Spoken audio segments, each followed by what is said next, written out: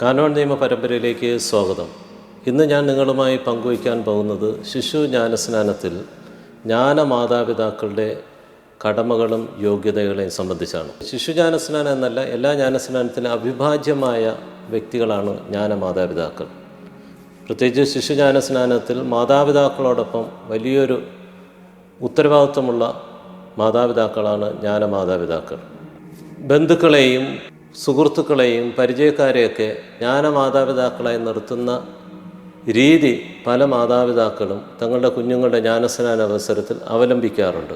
Cannon നിയമം 872 മുതൽ 874 വരെ ജ്ഞാനമാതാപിതാക്കളുടെ കടമകളെക്കുറിച്ചും അവരുടെ യോഗ്യതകളെക്കുറിച്ചും പങ്കുവയ്ക്കുകയാണ്.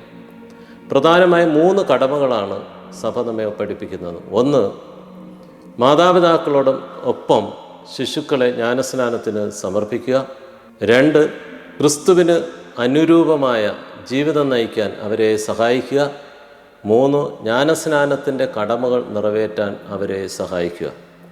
ഇവ 3മാണ് ജ്ഞാനമാതാപിതാക്കളുടെ കടമകൾ.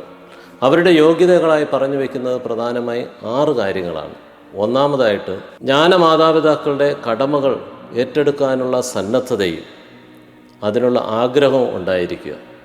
രണ്ടാമതായിട്ട്, 16 വയസ്സെങ്കിലും പൂർത്തിയായിരിക്കുക.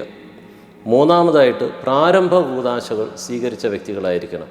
അതായത് ജ്ഞാനസ്നാനം, വിശുദ്ധ കുർബാന, സ്ഥൈര്യലേപനം, ഈ 3 കൂദാശകളും സ്വീകരിച്ചവരായിരിക്കണം. നാലാമതായിട്ട്, മാതൃകാപരമായ ക്രൈസ്തവ വിശ്വാസ ജീവിതം നയിക്കുന്നവരായിരിക്കണം. അഞ്ചാമതായിട്ട്, സഭയുടെ യാതൊരു വിധത്തിലുള്ള ശിക്ഷകളിലും ഉൾപ്പെടാത്തവരായിരിക്കണം. ആറാമതായിട്ട്, ശിശുവിൻ്റെ മാതാപിതാക്കളായിരിക്കാൻ പാടുള്ളതല്ല.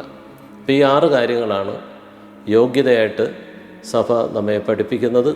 Thank you.